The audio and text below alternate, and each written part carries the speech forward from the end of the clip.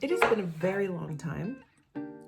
I probably don't need to use my front camera, but I am, because this is like, you know, this is it. Okay, people, this is it. Let's do this. So, let me see.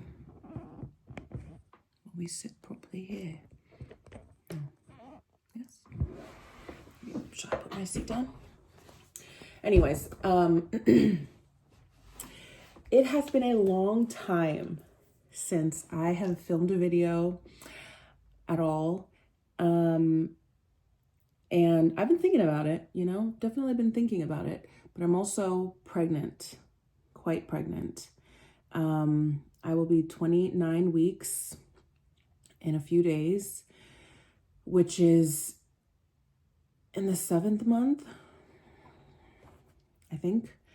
And I'm tired. I'm very tired, but, and I'm going to be breathing like I have no breath, because my baby is literally just on my diaphragm or whatever. Anyways, I have been writing, and it's kind of like shocking to me, because I was so tired, and like a lot of the stuff that I write about, if you're finding my channel, finding me for the first time, I'm Renee. Hi, hey. And I'm writing a collection of short, interconnected short stories, and the content is a little heavy. So I write about, in this book, there's some sexual trauma, just like some traumatic things happening in relationships in general, and like eating disorders, body dysmorphia type things. So it's not necessarily easy stuff to write about. So, excuse me, I was a little bit nervous hopping back into it while being pregnant, that it would be a little too intense for me. You know, when you're pregnant, everything is pretty heightened. This is my 3rd baby, so I'm a little more aware, I think, of how I am when I'm pregnant. And, you know, things just affect you differently, and you have to respect that. And you just have to respect that. So I was nervous to get back into writing. I thought it was going to take too much out of me. So I had been avoiding it. And one day, like one night before bed, I was just journaling, and I was like, you should pick up this story tomorrow. Just pick it up. And it's like my most intense story. It's like the most intense story that I have in the book, for sure. And every time I used to work on it, I would get like sick. I would get a migraine, or I would just start feeling like really horrible throughout the day. So I was avoiding it. I avoided it for a very long time, because obviously that's a terrible feeling to have. And then on top of being pregnant, and then having 2 young kids, and like feeling so guilty for my husband, poor thing, having to pick up all of the slack that I'm leaving, whatever. I just was nervous to pick up the story, but I did. And I ended up writing a new draft in like a week. And I was just like, oh my God, that was awesome. That was so awesome. I just kind of banged it out. And so I kept going. And so I ended up writing 6 things, or drafting, I should say, because a lot of these were already drafted, but I needed to rewrite them. So I rewrote them, new fresh drafts, 4 stories and 2 vignettes. So the vignettes are like, I don't know, they're quite short. Let me see. I have them right here. Oops. Like 776 words. And what's the other short one? 381 words. That's how short my like vignettes are. And then the longest story that I have so far, I think is the one that's like actually, I don't think that is the longest one that I have written so far. Oh, 4,161 words. And that was my other story that was kind of like intense to write as well. So now the other ones I'm kind of like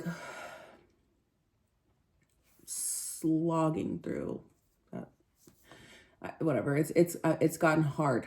Suddenly I was on a roll, I had some momentum, and I used it all up. I just used it all up, which is fine. I still now the kids are in daycare for like 3 hours in the morning, and so I'm able to come into the office and sit here for a few hours.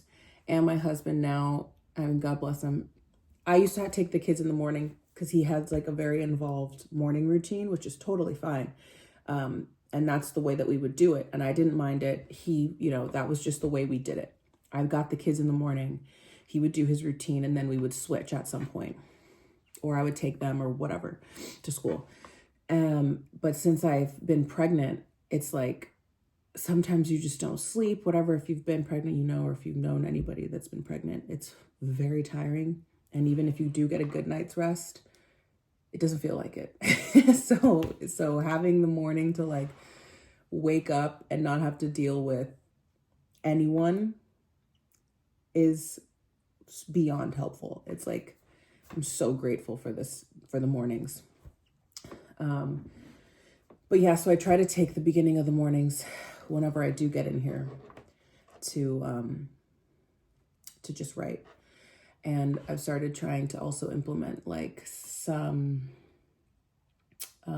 what's it called? Like energy activation things. And my sister and I are on this spiritual journey and,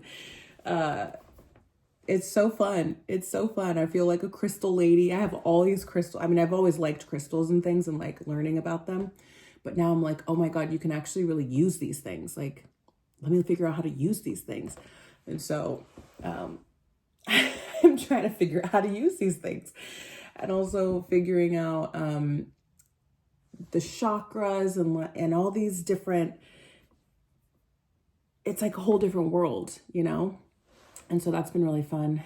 And I try to do like a little energy activation in the morning and then set a timer for 20 minutes. And I just write for 20 minutes. Let's see. Right now I'm writing a story that I think I'm just going to stop because it's giving me a little bit of trouble. And I don't really feel like banging my head against the wall. I'm going to try to just move on to something else and just try something else. But I was writing a story that it's a bunch of journal entries from a character that I call Blythe. And she is in a relationship with a guy that was great in the beginning, and now she feels kind of stuck. Her dad killed himself while they've been together, so they kind of have that bond of, you helped me through this horrific time in my life. But now she's also kind of seeing that he's a narcissist. It's hard to be in a relationship with a narcissist. So she's kind of seeing all these signs and things like that as she's awakening after such a traumatic loss, basically. So it's a bunch of journal entries, but also she's a poet. So I'm like, well, great, now I have to write fucking poems, which is actually really fun. I'm like, it's just so cool. A different muscle to exercise, But I'm putting that on hold because I'm kind of stuck. And I'm already well, I guess I don't have that many words, but I'm at like 2,700 words, but I'm stuck. So I feel like I could easily write 1,000 words that are like dumb or just don't do much for what's going on.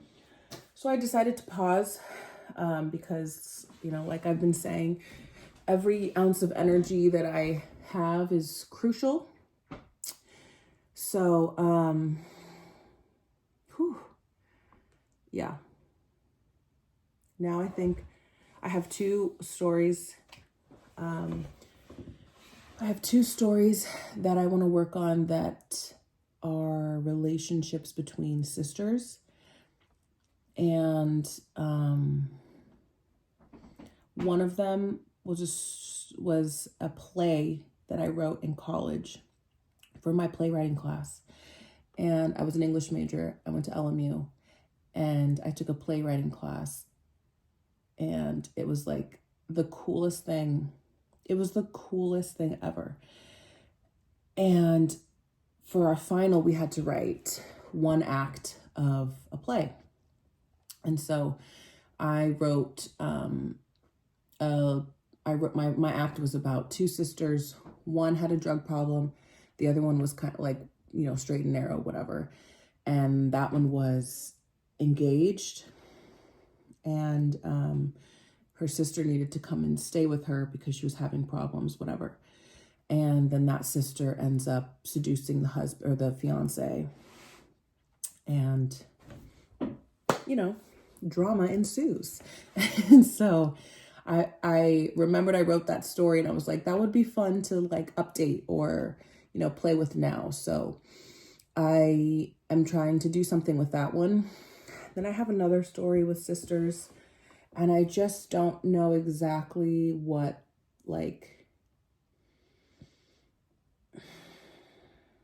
what it's about. I know that the crux of it, they're sisters.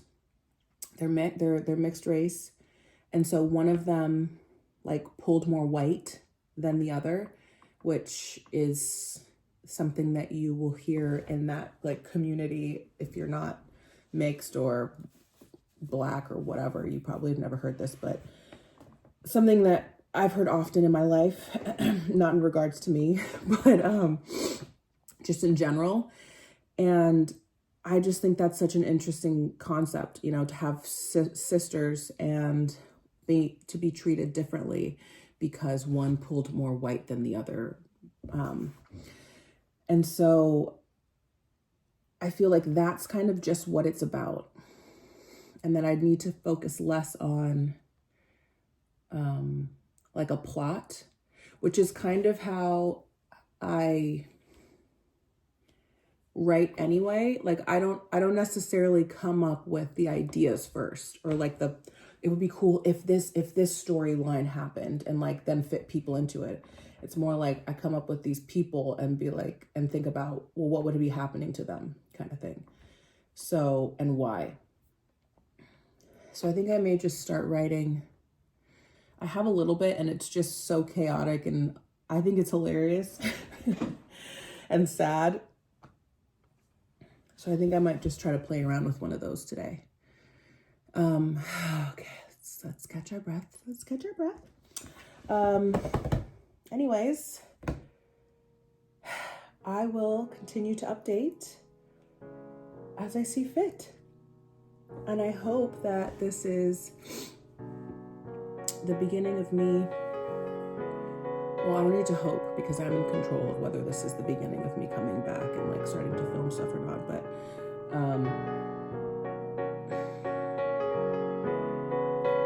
gonna try because I want to. I want to, so I should try. That's really all there is to it. Okie dokie. Well, thanks for joining me. I may add to this. I mean, it's been almost 15 minutes anyway of me just jabbering on. So I may just post this up because, like, get it up and out there kind of thing.